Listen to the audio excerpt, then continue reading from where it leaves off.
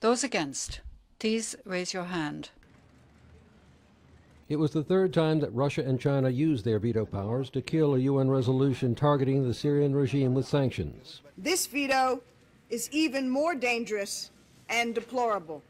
One can only hope that one day, before too many thousands more die, that Russia and China will stop protecting Assad and allow this council to play its proper role.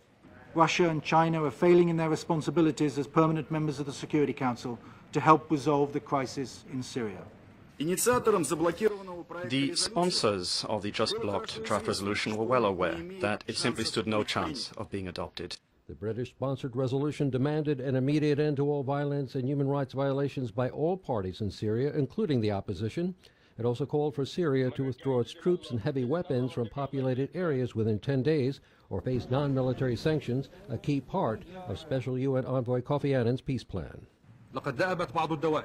Some circles who have direct interest in fanning the flames of the crisis in Syria have made a habit of giving wrong and distorting the facts in Syria by distorting the response of the Syrian government to the crisis. The Security Council rushed into closed consultations late Thursday afternoon to consider two new resolutions extending the UN observer mission in Syria. We are leaving open the opportunity that over the next 30 days there may be some change in the dynamic, some improvement in the security situation. Without a Security Council mandate extending their operations, the UN observer force is expected to pull out of Syria just after sunrise on Saturday morning.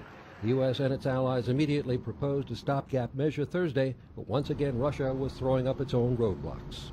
So now there are two resolutions, two drafts, a British draft and a Pakistani draft. We support the Pakistani draft. The Pakistan resolution on Syria extends the UN observer mission for 45 days.